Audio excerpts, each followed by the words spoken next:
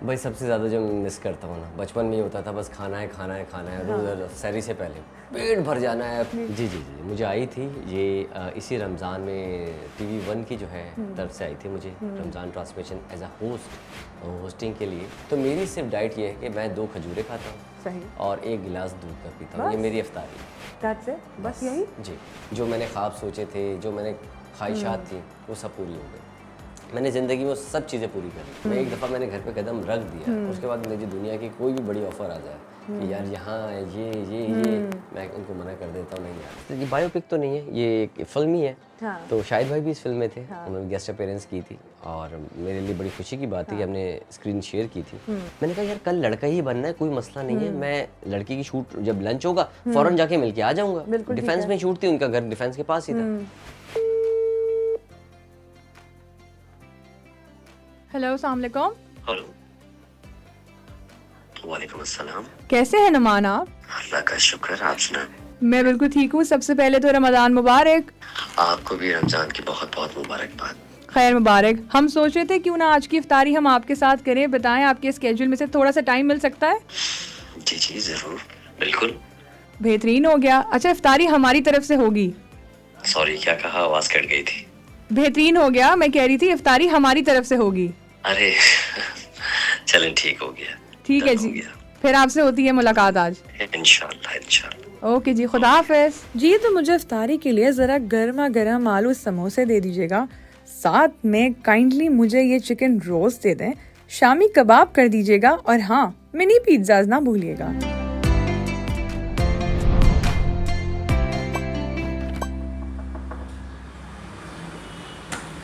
अस्सलाम वालेकुम। अस्सलाम वालेकुम, क्या हाल है आपके? मैं बिल्कुल ठीक, आप कैसे हैं? रमज़ान मुबारक। शुक्रिया। रमज़ान मुबारक। आ जाएं। कैसी हैं आप? मैं बिल्कुल ठीक हूँ, आप बताइए कैसे हैं आप? अल्लाह का शुक्र, बढ़िया ज़बरदस्त। देखें, रमज़ान की रूटीन में तंग कर दिया ना हमने आपको आके यहाँ पे। कोई बात नहीं, कैसे हैं आप? क्या चल रहा है? क्या हो रहा है ज़िंदगी में आजकल? बैठ के बात करें। हाँ जी बिल्कुल सर, हाँ रोज़ा है, आई नो। बिल्कुल भाई, सबसे पहले तो बहुत बहुत रमज़ान मुबारक आपको हमारी तरफ से। आपको भी रमज़ान की बहुत बहुत मुबारकबाद। खैर मुबारक। अच्छा, वैसे अगर देखा जाए तो हम सब बड़े हो गए, तो बचपन के रमज़ान कैसे हुआ करते थे कंपेरेटिवली टू आज के रमज़ान? भाई सबसे ज़्यादा जो मैं मिस करता हूँ ना, बचपन में ही होता था, बस खाना है खाना है खाना है, रोज़ सहरी से पहले पेट भर जाना है, 4 गिलास पानी पी लेना है। वो माइंड में होता था कि पता नहीं रोज़ा ना लग जाए। और अब ये है कि भाई कम खाना है, बहुत कम खाना है, क्योंकि मैं पिछले 5 साल से जो है डाइट पे रोज़े रखता हूँ। अच्छा। मेरा पूरा रमज़ान डाइट पे जाता है सही। और मैं बहुत कम खाता हूँ। सही। इसी वजह से जो है मैं रमज़ान में शूट भी नहीं करता, ओह। ताकि जो है मैं सिर्फ अपनी जो है रमज़ान इतना अहम महीना है बिल्कुल। पूरे साल में। वैसे तो पूरा साल होता है खुदा को याद करने के लिए, लेकिन ये इंपॉर्टेंट महीना है, तो मैं कोशिश करता हूँ कि ये प्रॉपर अल्लाह रसूल करूँ, फिटनेस पे काम करूँ और जो है अपने आप को बेहतर, अपने इंसान को होता है ना, अपने आप को डिटॉक्स करूँ पूरा, अपनी मेंटली और फिज़िकली तौर पे भी। तो इसलिए जो है मैं कोई ड्रामे वगैरह नहीं करता और इसमें मैं डाइट पे होता हूँ। एनर्जी भी मेरी बहुत कम होती है, लेकिन उसमें भी रोज़े के दरमियान में जिम भी करता हूँ। और इसी वजह से अक्सर लोग कहते हैं यार रमज़ान में आप ज़्यादातर काम नहीं करते। बस मेरे यही है कि बस रमज़ान में काम नहीं करना। रियली? जी। But thank you so much sir, आपने हमें इजाज़त दी, हमें इफ्तार पे बुलाया आपके साथ। तो अच्छा, रमज़ान में आपने कहा काम नहीं करते, तो फिर ऐसा भी नहीं हो सकता कि आपको कोई ऑफ़र ना आती हो? रमज़ान ट्रांसमिशन की तो बिल्कुल आती होंगी। जी जी जी, मुझे आई थी ये इसी रमज़ान में टीवी वन की जो है तरफ से आई थी मुझे Ramzan transmission as a hosting के लिए। और बस चक्कर ये था कि लाहौर में शूट थी उसकी। ओह। पूरा महीना मैं लाहौर रहूँ। अब हाँ, ये तो है। मेरी फैमिली आजकल पाकिस्तान में नहीं है, अम्मी है यहाँ पर, तो अब अम्मी को अकेला छोड़ के जाऊँ या फिर अम्मी को चलो ले भी जाऊँ क्योंकि मेरी सिस्टर वहाँ रहती है। तो पूरा महीना अब दूसरे शहर में रहना, और जो महीना मैंने अपने लिए रखा होता स्पेशली अपनी फ़िटनेस के लिए, अपने जो है अपने आप को ऊपर वाले से जोड़ने के लिए, और प्रॉपर मैं जो है रोज़े की चीज़ों को फॉलो करता हूँ, तरावी वगैरह, वो बहुत सारी चीज़ें मिस होने के चांसेस थे। तो अगर मेरा शहर होता तो मेरे लिए सब चीज़ें इजी रहती। तो इस वजह से जो है मैंने फ़िलहाल उनसे रिक्वेस्ट कर ली कि प्लीज़ अगर कराची में है तो मैं ज़रूर कर लूँगा और मुझे खुशी होगी, लेकिन कराची से बाहर मेरे लिए ज़रा मुश्किल हो जाएगा। बिल्कुल ऐसा ही है। अच्छा, बचपन से लेके अब तक हमेशा हर घर की एक स्पेशलिटी होती है इफ्तार के दस्तरखान पे। जी, आप लोगों के घर की क्या स्पेशलिटी थी? एक तो जैसे बेसिक तो खजूर है ही है। हाँ। आपको मैं एक बात बताता हूँ, मैंने जैसे कहा पिछले 5 साल से मैं डाइट पे ही सहरी और इफ्तारी करता हूँ और पूरा रमज़ान में डाइट पे रहता हूँ। तो मेरी सिर्फ डाइट ये है कि मैं 2 खजूरें खाता हूँ सही। और 1 गिलास दूध का पीता हूँ। ये मेरी इफ्तारी है। That's it? बस यही? जी, ये मेरी इफ्तारी है और उसके बाद नमाज़ वगैरह पढ़ ली। उसके 1.5 से 2 घंटे बाद मेरा एक चिकन का एक होता है कि मुझे जो है इतने ग्राम चिकन खाना है, उसके साथ ग्रीन सैलेड खाना है। सही। तो ये है। उसके बाद रात को 12 बजे के करीब जो है मैं फिर उसको 1 कप जो है मेरा ग्रीन टी होता है, उसके साथ जो है नट्स होते हैं और फिर मैं सैरी करता हूँ उसको, सैरी करके सोता हूँ। मेरा रमज़ान में यही है, मैं सैरी करके सोता हूँ और उठता हूँ दोपहर में, ज़ोहर की नमाज़ पढ़ी, उसके बाद तैयारी की, जिम चला गया और आजकल तो साइकिलिंग भी बहुत कर रहा हूँ। तो कभी साइकिलिंग कर लेता हूँ, कभी जिम चला जाता हूँ। तो वहाँ पर जाके जो है जब तक आता हूँ थका हुआ आता हूँ, थोड़ी देर फ्रेश होता हूँ, टीवी देखता हूँ, अफ्तार का टाइम हो जाता है। अफ्तार में फिर अफ्तार किया, उसके बाद जो है वही नॉर्मल नमाज, ये चीज़ें चलती रहती है साथ साथ। माशाल्लाह से काफ़ी बैलेंस्ड आपकी जो है ना वो लाइफ का रूटीन है। तो ये डेली लाइफ में भी इसी तरह से आपका रूटीन रहता है या अब आके कि मतलब आप अब मैच्योर हो गए, इतनी समझ बूझ आ गई तो ये इतना बैलेंस लाइफ है, या हमेशा बचपन से ही आप बहुत ही घर के बड़े सॉर्टेड थे? देखिए, बैलेंस लाइफ करने के लिए आपको टाइम बहुत चाहिए होता है। अब फॉर एग्जांपल जैसे मैंने आपको बताया कि मैं रमज़ान में शूट नहीं करता, मैं ड्रामे वगैरह की बात कर रहा हूँ। जैसे ट्रांसमिशंस होती हैं, कोई ईद शोज वगैरह होते हैं, वो तो मैं रिकॉर्ड करवा देता हूँ या लाइव चला जाता हूँ, उसमें प्रॉब्लम नहीं होती। 1 से 2 घंटे के लिए लाइव आना होता है तो आपको पूरा दिन मिल जाता है। लेकिन जहाँ ड्रामे की शूट्स वगैरह होती हैं वो मैं नहीं करता, तो उसकी वजह से मुझे टाइम बहुत मिल जाता है लाइफ में। और जब लाइफ में टाइम मिलता है तो फिर मैं जो है हर चीज़ आराम से सॉर्ट आउट करके कर लेता हूँ। बिल्कुल ऐसा ही तो नॉर्मल लाइफ के अंदर मुझे टाइम नहीं मिलता। नॉर्मल जो 11 महीने हैं उसमें काम का शेड्यूल होता है। हम सुबह 10 बजे सेट पे जाते हैं और रात को 10 बजे हमारी छुट्टी होती है। ऐसे कहते हैं ना, स्कूल की ऐसी छुट्टी होती है। 12 घंटे हम लोग काम करते हैं, 12 घंटे। और उठना होता है हमें 8 बजे, फिर तैयार होना होता है, फिर निकलते हैं जहाँ शूट होती है वहाँ पहुँचते हैं। यानी कि 8 बजे सुबह उठते हैं और फिर 10 बजे वहाँ पैकअप होता है, घर पे आते थे 10:30 11 बजते हैं। फिर बच्चों को टाइम देना है, फैमिली को टाइम देना है, सोते सोते 1-1:30 बज जाते हैं। फिर यही रूटीन चलती रहती है। बामुश्किल संडे को एक ऑफ आता है जिसमें हम कोशिश, वो तो अक्सर प्रोडक्शन हाउसेस कहते हैं कि वो संडे भी हमें दे दीजिए। हाँ बिल्कुल ऐसा ही होता है। मैं अभी यही पूछने लगी थी आपसे कि कैसे फिर वर्क लाइफ और फैमिली लाइफ किस तरह से फिर बैलेंस हो रही है? हो जाती है बैलेंस। और काम भी जो है साथ ज़रूरी है। उसके अलावा जो है काम के साथ साथ हमने जो है अपनी फैमिली को भी टाइम देना है। फैमिली के लिए ही सब किया जा रहा है, उनके ही। अब बेसिकली अपनी लाइफ तो मैं सोचता हूँ कि मैंने अपनी लाइफ में जो मैंने ख्वाब सोचे थे, जो मैंने ख्वाहिशात थी, वो सब पूरी हो गई। मैंने ज़िंदगी में वो सब चीज़ें पूरी कर ली। Really? सब? मैंने सब चीज़ें पूरी कर ली। अगर मैं कहूँ ना, मुझे चांद पे जाना था, मैंने सोचा था, अल्लाह का शुक्र है ऊपर वाले ने मुझे वो भी जो है करवा दिया। मेरी लाइफ में कोई ख्वाहिश बाकी नहीं है। अच्छा। मैंने हर काम कर लिया। मैंने इंटरनेशनल प्रोजेक्ट्स कर लिए, ZTV के लिए ड्रामा कर लिया, मैंने पाकिस्तानी फिल्म्स कर ली, मैंने मतलब ऐसी चीज़ें जो लोग अब बहुत सालों बाद भी कहते हैं काश हम ये कर लें, मैंने वो सब कर लिया। मेरी ज़िंदगी ऐसी भी गुजरी है जब मैं सोचा था यार ये नया मोबाइल आया मुझे चाहिए, तो कल मैं अपने पास मेरे पास मोबाइल होता था, ज़्यादा महंगा हो। लाइफ ऐसी भी जिए। लेकिन जब से फिर आप होते ना, शादी होती है, वाइफ आती है, बिल्कुल ऐसा है, बेटियां आती हैं, औलाद, जिम्मेदारी आती है। मेरे लिए तो मुझे बेटे की फीलिंग नहीं पता कि अगर आपके औलाद में बेटा हो तो आपकी क्या फीलिंग होती है। मेरे माशाल्लाह अल्हम्दुलिल्लाह मेरे पास 2 रहमतें अल्लाह पाक ने मुझे दी हैं, आयशा और ज़ारा। तो उनके लिए जो है ना, मैं बस अब मैं सोचता हूँ कि यार अब उनके लिए करना है जो करना है। बिल्कुल ऐसा ही है, उनके लिए करना है, उनकी ज़िंदगी को जो है बेहतर करना है, उनकी एजुकेशन अच्छी करनी है और उनकी परवरिश अच्छी करनी है, उनको दीन दुनिया दोनों के बारे में अच्छा सिखाना है और बड़ों का फरमाबरदार बनाना है। बस इसी के ऊपर लगे हुए हैं, साथ साथ काम भी चल रहा है और ये भी चीज़ें चल रही हैं। माशाल्लाह माशाल्लाह, बहुत ही आपने अच्छी बात की है एंड आई एम श्योर हमारे व्यूअर्स भी इस चीज़ को सुन के जो है वो लर्निंग हासिल करेंगे इस चीज़ में। भाई बेटियों की बात आती तो बेटियां जो होती हैं ना वो अपने अब्बू की बड़ी फेवरेट होती हैं, चाहे वो किसी भी एज में हो। जी जी। तो ख्वाहिशात भी बहुत होती होंगी, लड़ाइयाँ भी बहुत होती होंगी। तो सबसे ज़्यादा कौन कहता है कि बाबा मेरे फेवरेट हैं, आप प्लीज़ थोड़ी सी बैठ जाए थोड़ी देर। अच्छा, आयशा जो बड़ी वाली है ना, वो हाँ जो है ना थोड़ी सी मुझसे वो रहती है, बड़ी होती है ना बच्चियाँ, हाँ। तो वो अपनी दुनिया में रहती है, आईपैड पे लगी रहती है। सही। उसको जो है क्रिएटिव चीज़ें करने का शौक है। उसके अंदर जो है बहुत सारी ऐसी चीज़ें आई हैं जो मुझे क्रिएटिविटी की बड़ा शौक रहा है हमेशा। तो उसमें वो चीज़ें आई हैं तो वो उसमें रहती है, आईपैड पे चीज़ें सीखती रहती है, फिर मुझे सिखाती है ऐसे नहीं होता, ऐसे होता है। जैसे उसका आइडिया आया था पापा ऐसे नहीं करते, उसका एक कमर्शियल आया था, तो उसी तरह का वो है। तो मुझे सिखाती है ऐसे नहीं ऐसे होता है। मैं कहता अच्छा, मुझसे गलती होगी, मुझे पता नहीं। हाय अल्लाह। और छोटी वाली जो है ना वो बहुत ज़्यादा मेरे करीब है, वो मुझसे चिपक के सोती है और मुझे हक करके सोती है। और वहाँ जी वो है बस मेरे मतलब मैं घर में जब शूट से आता हूँ या बाहर से आ रहा होता हूँ, मेरे दोस्त लाइफ में बहुत इंपॉर्टेंट थे इसलिए कह रहा हूँ, है भी अभी। लेकिन अभी जब मैं घर में आ जाता हूँ, मैं एक दफ़ा मैंने घर पे कदम रख दिया, उसके बाद मुझे दुनिया की कोई भी बड़ी ऑफ़र आ जाए कि यार यहाँ ये मैं उनको मना कर देता हूँ, नहीं यार। वो जब बेटियाँ आके मिल लेती है ना, बस वो मैं कहता हूँ भाई इससे अच्छी ज़िंदगी क्या मिलनी है यार। मुझे जन्नत के मैं बैठा हुआ हूँ और मुझे कह रहे हो तुम यहाँ जाना है वहाँ जाना है, तो मुझसे निकले ही नहीं जाता। तो मैं जब घर पे आके ना मैं फ्रेश हो जाता हूँ बेटियों के पास, उनको हग करके, और वाइफ बेटियाँ हम लोग सारे साथ ही बैठे रहते हैं। मतलब मैं जो घर पे आता हूँ टाइम उनको देता हूँ, उसके बाद सोता हूँ, फिर सुबह काम पे चले जाता हूँ। तो फैमिली को भी टाइम देना है और ये मुझे भी अच्छा लगता है, मैं फ्रेश हो जाता हूँ नेक्स्ट डे के लिए। बिल्कुल ऐसा ही है। ये उस इंसान की निशानी है जो बड़ा असूल पसंद होता है।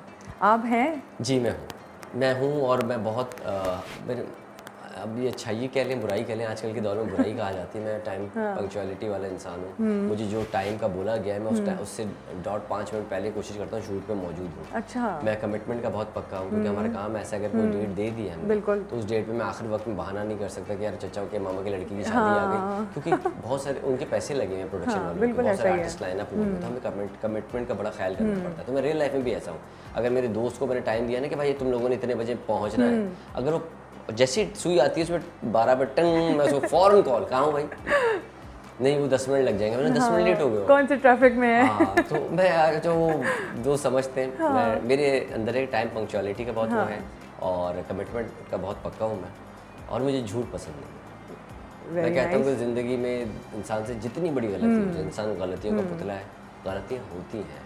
ये अगर कोई कहे कि गलतियाँ नहीं होती तो ऐसा हो नहीं सकता। इंसान से न जाने अनजाने में गलतियाँ हो जाती हैं, तो जो गलतियाँ हो भी जाती हैं तब भी आप एक्सेप्ट कर लो, हाँ हो गई मुझसे, मैं जो है तो मैं लोगों को कहता हूँ कि यार कोई बात नहीं यार, बड़े से बड़ा कुछ हो जाए। अक्सर औकात शूटिंग के ऊपर जो है ना हमारे जो वार्डरोब बॉय होते हैं वो जो है कपड़े हमारे जला भी देते हैं, बहुत सी चीज़ें हो जाती हैं। अब मैं ये कहता हूँ कोई बात नहीं, जल गया यार क्या मतलब, मैं भी कभी प्रेस करता हूँ तो जल जाता है, पता नहीं चलता, इंसान हो जाता है, मशीन आपके हाथ में हो गया। तो मैं कहता हूँ सच बोलो, वो कहते नहीं मैंने सच बोल दे यार, कोई बात नहीं यार। हाँ, असल में उन्हें थोड़ा सा डर भी तो होता है ना, क्योंकि जाहिर सी बात है प्रीवियस जो को स्टार्स होते हैं वो हर कोई आपकी तरह नहीं होता, हर किसी का एक टेम्परामेंट होता है, गुस्से का टेम्परामेंट होता है। हाँ, गुस्से से याद आया, आप माशाल्लाह पठान है। हाँ जी, मैं पठान। तो गुस्सा कितना एक्सट्रीम पे है गुस्सा? मुझे मैं आपने पठान की बात की, मुझे गुस्सा वैसे तो कम आता है, मैं बहुत हम्बल रहता हूँ, लेकिन जब गुस्सा आता है तो मुझे फ़ौरन आता है। अच्छा, फ़ौरन आता है। मतलब मैं कोशिश करता हूँ ना आए। जब वो बहुत कहते हैं ना वो आपका एक पीक आ जाती है एकदम, फ़ौरन गुस्सा आता है, मुझे उससे रुका नहीं आता, और उसके थोड़ी देर में ठंडा भी हो जाता। अच्छा। हाँ जी, थोड़ी देर में ठंडा हो जाता है क्योंकि मेरे साथ ब्लड का फ्लो मेरा बहुत तेज़ है, क्योंकि मैं आपने देखा होगा मैं अक्सर लाल होता हूँ, अगर मैं यूँ बैठा हुआ हूँ ना, अगर मैं सर नीचे लेके गया 5 गिनूंगा सर ऊपर लेके आऊँगा, मेरा चेहरा लाल हुआ होगा। तो ये मेरे फादर जो है उनकी और दादा की तरफ से मुझे मिला है, हमारा ब्लड का फ्लो बहुत तेज़ है, तो हम जज्बाती लोग हैं, बिल्कुल, तो इस वजह से गुस्सा तो आता है भाई। और फिर जज्बाती होने की बात आ रही है तो अब मैं क्रिकेट पे कैसे नहीं आ सकती। पाकिस्तान के क्रिकेट के अलावा जो चाहे पूछना पूछ लीजिए, उसके बारे में मैंने कोई बात नहीं कोई करी। बात नहीं, चले मैं थोड़ा सा घुमा के पूछ लेती हूँ भाई। पर्सनली हम सब हमें बहुत बड़े फ़ैन हैं हम आपके, क्योंकि शाहिद आफरीदी, मैं हूँ शाहिद आफरीदी में जिस तरह आपने एक्टिंग की थी माशाल्लाह, इट वाज वेरी नाइस।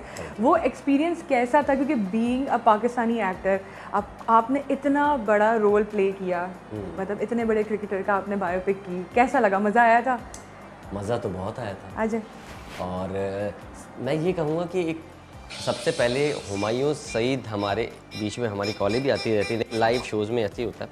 अच्छा, मैं हुमायूं सईद का बहुत शुक्रिया अदा करूँगा कि उन्होंने जो है मुझे इतना बड़ा चांस दिया और मैंने वो मूवी की।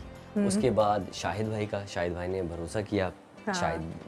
शाहिद आफरीदी, वाकई बड़ी उनकी चीज़ बायोपिक है। बन रही थी पहले तो। अच्छा, मुझे ये था बायोपिक तो बन रही थी, लेकिन मैंने शाहिद आफरीदी का कैरेक्टर नहीं प्ले किया। मुझे एक ऐसा लड़का बताया था जो सियालकोट का था, जो शाहिद भाई का बहुत बड़ा फ़ैन था, तो वो उन जैसा जो है बनना चाहता था। बिल्कुल तो एक ऐसे लड़के की स्टोरी थी जो शाहिद आफरीदी का फ़ैन था। बिल्कुल। तो ये बायोपिक तो नहीं है, ये एक फिल्म ही है। हाँ। तो शाहिद भाई भी इस फिल्म में थे। उन्होंने गेस्ट अपीयरेंस की थी और मेरे लिए बड़ी खुशी की बात थी कि हमने स्क्रीन शेयर की थी। उस वक्त तो मैं बहुत छोटा था। उसको आए हुए भी आई थिंक कितने साल हो गए फिल्म को आए हुए, 12 साल या कुछ ऐसे हो गए। बिल्कुल। और ये 1.5 साल में फिल्म बनी थी। 1.5 साल तक मैंने कुछ काम नहीं किया, सिर्फ यही फिल्म करता रहा। और क्रिकेट आता था मुझे। फ़ायदा पता है कहाँ से हुआ, ये फिल्म में मैं कैसे सिलेक्ट हुआ? कैसे? मैं एक ड्रामा कर रहा था, ये ज़िंदगी है। तो उस वक्त ना सलमा जफ़र जी थी, उनका एक ड्रामा चल रहा था दानिश तैमूर और इसी जो डायरेक्टर है उसामा भाई, उनके साथ। तो उन्होंने आके सेट पे बताया यार फिल्म बना रहे हैं हुमायूं सईद। मैंने कहा वेरी नाइस, क्रिकेट पे बन रही है। उन्होंने कहा, मैंने कहा बहुत अच्छा, मैं क्रिकेट का जुनून ही था उस वक्त, बहुत जुनून था मुझे। तो उन्होंने कहा कि ओके, मैंने कहा हीरो कौन होगा? तो उन्होंने दानिश तैमूर होगा, क्योंकि दानिश भाई के साथ वो वहाँ पर उस वक्त एक ड्रामा चल रहा था उन्हीं का। हाय, मैंने कहा यार खुश नसीब है दानिश भाई। अच्छा, दानिश भाई और मेरी जर्नी लगभग साथ ही शुरू हुई थी। सही। अब क्या हुआ कि चंद दिनों बाद जो है मैं एक साइड पे था, तो मुझे उसमें मुझे लड़की बनना था कैरेक्टर में। मुझे एक मैसेज आता है और मुझे उसमें आता है कि दिस इज़ हुमायूं सईद और मैं अपनी ज़िंदगी की पहली फिल्म बनाने जा रहा हूँ, तो क्या तुम उसमें एज अ हीरो काम करोगे? वाओ। अब मैंने सोचा कि मैंने बचपन से पहले सोचा हीरो क्या होता है, 6 फीट का होना चाहिए, बॉडी बिल्डर होना चाहिए, हेवी हीरोइन उठानी है। बचपन से मजाक चल रहा था। ऐसा ही होता है। फिर हीरो फिल्म का मैं, और जो है हुमायूं सईद, मुझे कांटेक्ट कर रहे हैं। यकीन ही नहीं आया होगा ना आपको, तो आपने फिर दोबारा मैसेज पढ़ा होगा, दोबारा नंबर चेक किया होगा शायद। मैंने कहा उदय ये कुछ तो गड़बड़ है। पता लगा हो। अब मैं सेट के ऊपर था, तो मैं सबसे पूछा यार हुमायूं भाई का नंबर है, हुमायूं भाई का नंबर है। हाँ। तो एक शख्स ने, हमारे डायरेक्टर थे अहमद भाई, उन्होंने बोला कि भाई ये मेरे पास नंबर है। मैंने कहा वेरी नाइस यार, मैंने मैच किया वही नंबर था, ये तो कंफर्म हो गया हुमायूं भाई का ही मैसेज। अच्छा, हुमायूं भाई के साथ हम क्रिकेट साथ खेलते थे। सही। ऐसा मतलब मेरे सीनियर तो हैं ही, लेकिन एक हुमायूं सईद भाई, हुमायूं सईद है। तो मैंने मैसेज किया, इसका जवाब दिया कि रिप्लाई किया कि भाई नेकी और पूछ मतलब मेरी लाइफ के लिए इतनी बड़ी आप अपॉर्चुनिटी दे रहे हैं और मैं मतलब मना भी कैसे कर सकता हूँ। उन्होंने बोले काम करो, तुम कल मुझसे मिलने आ जाओ। मैंने अपने घर का एड्रेस दिया। मैंने कहा ओके। अच्छा, मैं जो ड्रामा कर रहा था उसमें 5 दिन की शूट थी। मुझे 3 दिन लड़का बनना था, 2 दिन लड़की बनना था। और लड़की बनना इतना मुश्किल था, प्रॉपर मतलब कि प्रॉपर बॉडी में वैक्स होना है, आईब्रोज बननी है, मतलब मेकअप प्रॉपर होना है। और मतलब अब मेरे वो क्या था, सेकंड डे शूट का था। मैंने कहा यार कल लड़का ही बनना है, कोई मसला नहीं है, मैं लड़की की शूट जब लंच होगा फौरन जाके मिलके आ जाऊंगा। डिफेंस में शूट थी, उनका घर डिफेंस के पास ही था।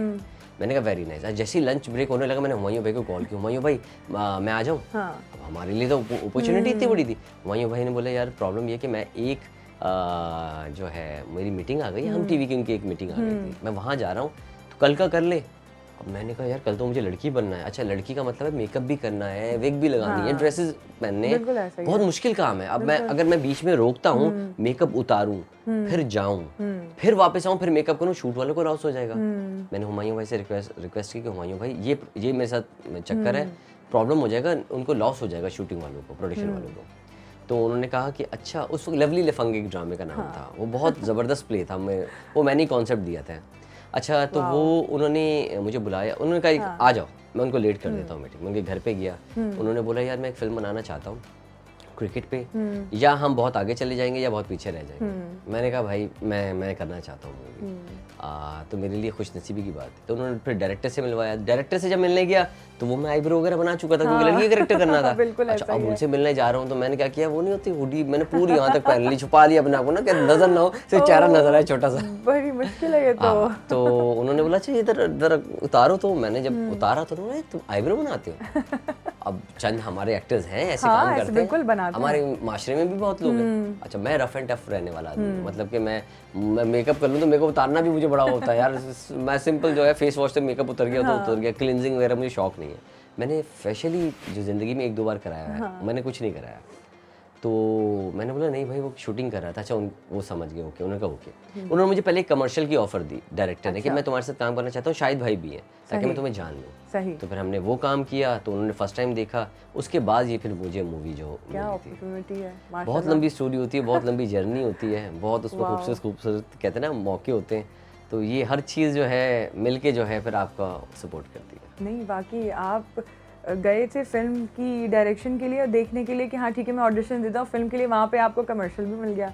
उस चीज़ में आपको फिल्म भी मिल गई। लेकिन वर्किंग विद शाहिद अफरीदी कैसा एक्सपीरियंस था वो उनके साथ काम करने में? आई नो थोड़ा बहुत ही आए होंगे वो उसमें, लेकिन क्या उन्होंने कोई टिप्स वगैरह दी थी या बिल्कुल वो एंड में ही उस चीज़ में आए थे? मैंने शाहिद भाई को जो उनकी बैटिंग का स्टाइल देखना शुरू किया था, लेकिन अच्छा देख सेम बैटिंग स्टाइल शाहिद भाई जब शुरू में तो उनका बैटिंग स्टाइल चेंज था। अब के उसके दौर में जब मैं लास्ट 12 साल पुरानी बात कर रहा हूँ, उनका बैटिंग स्टाइल चेंज हो गया था। बिल्कुल। तो मैं सेम मुझे कॉपी नहीं करना था, क्योंकि मुझे उनकी तरह हिटर बनने का शौक था। सही। शाहिद अफरीदी बनने का शौक था, लेकिन शाहिद अफरीदी स्टाइल कॉपी करने का शौक नहीं था। तो मुझे एक लिमिट दी गई थी, आप ज़रूरी नहीं उनकी तरह स्टाइल बैटिंग करें। मैं अगर चाहता तो बहुत बेहतर बैटिंग कर सकता था, क्योंकि मैं क्रिकेट खेलता था, लेकिन उन्होंने कहा हमें हिटर ही चाहिए। तो फिर मैंने उस कैरेक्टर को लेके चला था।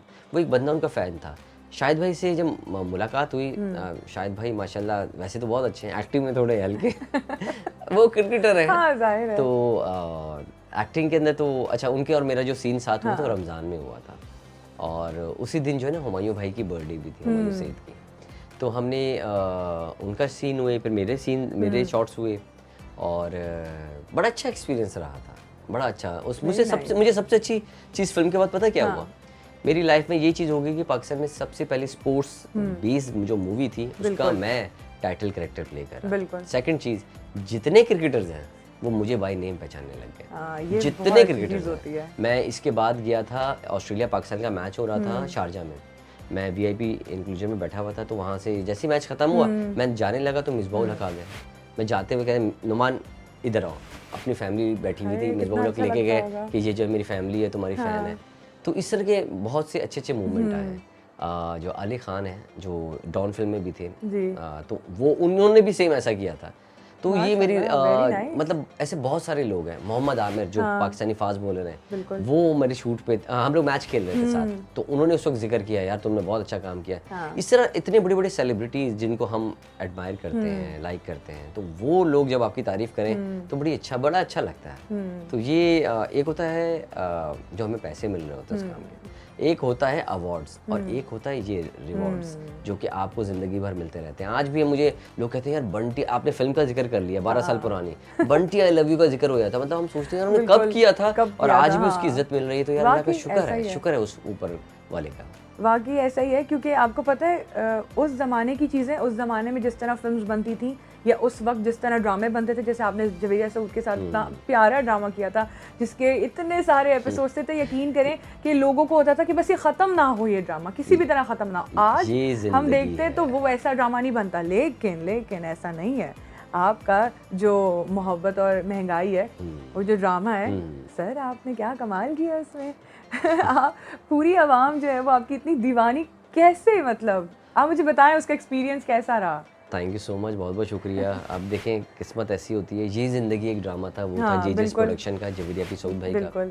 ये जो था मोहब्बत और महंगाई, ये भी JJ's प्रोडक्शन का था। अब JSI हो गया क्योंकि इब्राहिम भी पैदा हो गया, तो उनकी प्रोडक्शन में आई भी बढ़ गया, तो सऊद भाई जवेरिया पी का था।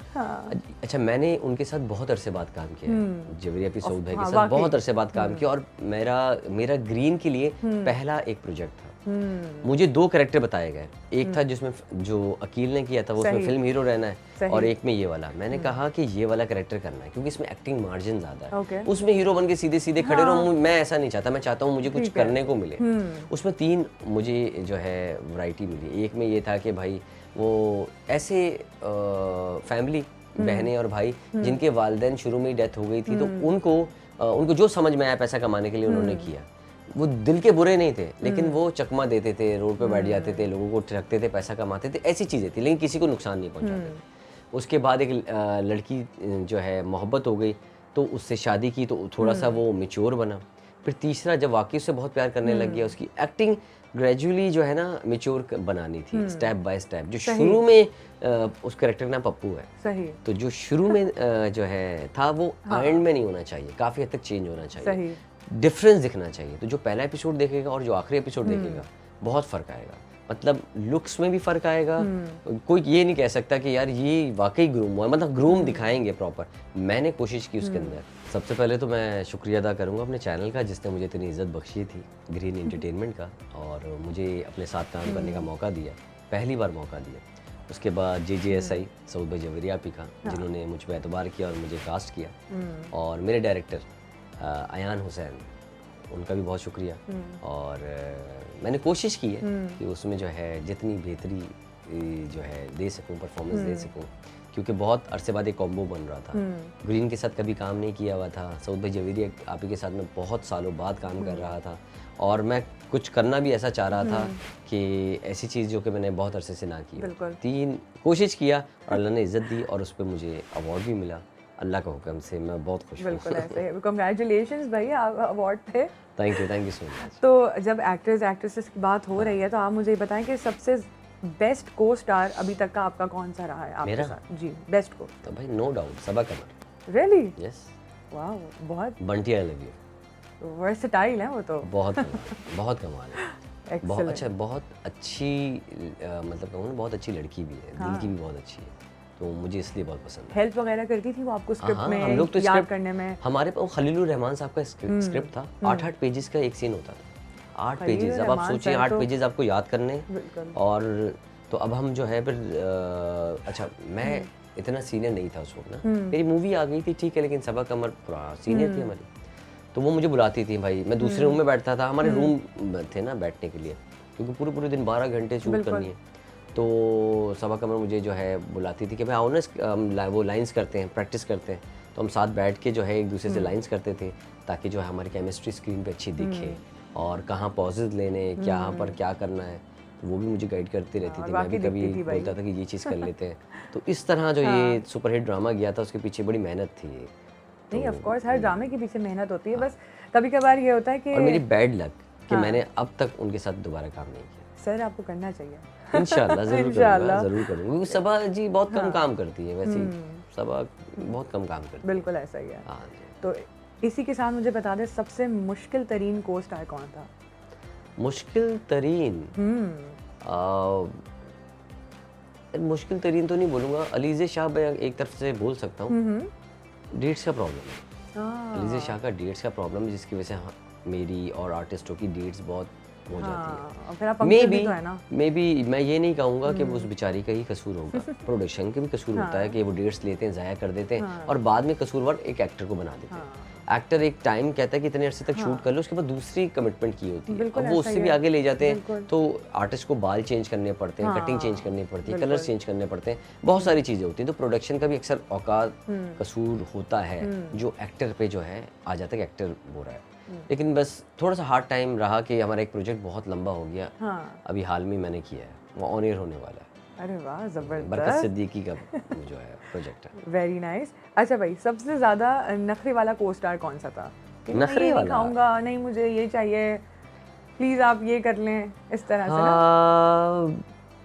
ऐसा तो मैंने कोई नहीं देखा कि कोई ऐसा कहे। हम जी आज जब हमारा लंच आता है, लंच में 2 चीज़ें होती हैं, वाइट राइस होते हैं, उसके साथ एक चिकन का सालन होगा और दाल होगी। ये हमारा रेगुलर है, बेसिक ये है, और यही होता है। मतलब ये नहीं बोलूँगा एक आध चीज़ चेंज हो गई, तो अदरवाइज कीमा हो जाएगा चिकन के सालन की जगह। इस तरह छोटी छोटी चीज़ चेंजेस होती है, क्योंकि ये वो चीज़ें हैं जिसने रोटी खानी है रोटी खा ले, चावल खानी है बिल्कुल। कोई हर कोई दाल भी खाता है, चावल भी खाता है। दाल चावल तो हर कोई खाता है, तो ऐसा कोई है ही नहीं कि मैं नहीं खा सकता यार, ये तो मुझे प्रॉब्लम है। बिल्कुल ऐसा ही है। वेजिटेरियन हो ना हो तो दोनों तरह के लोग खा सकते हैं, तो ऐसा प्रॉब्लम मैंने कभी नहीं देखा। इतने साल हो गए मुझे इस फील्ड में। हाँ, कभी कोई डाइट पे होता है तो वो ये है कि अपने लिए जो है अलहदा से ऑर्डर करके वो जो है मंगवा लेता है और वो खा लेता है। अच्छा, बस ये ये तो है। बहुत अच्छा है। या फिर अपने घर से टिफिन लेके आते हैं अक्सर एक्टर जो है ना, तो वो टिफिन जो है वो खा जिस तरह ऑफिसेज में जी, आता है बिल्कुल तो same वही वैसा। रूटीन है बिल्कुल सारा। बिल्कुल बिल्कुल बिल्कुल। सिर्फ टाइमिंग डिफरेंट है, 9 to 5 की जगह वो पूरा 18 आवर्स, 12 आवर्स, 24 आवर्स हो जाता हमारा है। तो हम घर पे आके डिनर करते हैं, हम लंच करते हैं दोपहर 3 साढ़े 3 बजे, क्योंकि शूट पे 10 बजे पहुंचते हैं। फिर शूट वो इसलिए लेट करवाते हैं ताकि रात 10 बजे तक शूटिंग करनी है, कहीं हमसे डिनर ना मांग ले। हाँ। लेकिन ऐसा नहीं, रिफ्रेशमेंट हमें देते हैं। शाम को हमें रिफ्रेशमेंट वगैरह भी मिलती है। रिफ्रेशमेंट मीन्स आप क्या ऐसी चीज़ खाना चाहते हैं तो वो आ जाती है ताकि एनर्जी आपके अंदर है। लेकिन ओवरऑल ये मैं इसलिए छोटी सी चीज़ बता रहा हूँ, मज़ेदार है लेकिन है हमारे हाँ, साथ। है तो funny. Thank you so much, आपने हमें जो है वो अपने इतने बिजी स्केड्यूल में से हमें टाइम दिया। हमें बहुत अच्छा लगा आपसे बातें करके।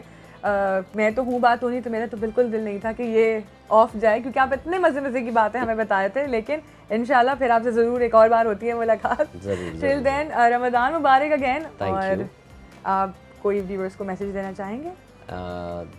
आपको और आपकी तमाम टीम को और जो हमारे व्यूअर्स हैं उन तमाम लोगों को रमज़ान की बहुत बहुत मुबारकबाद।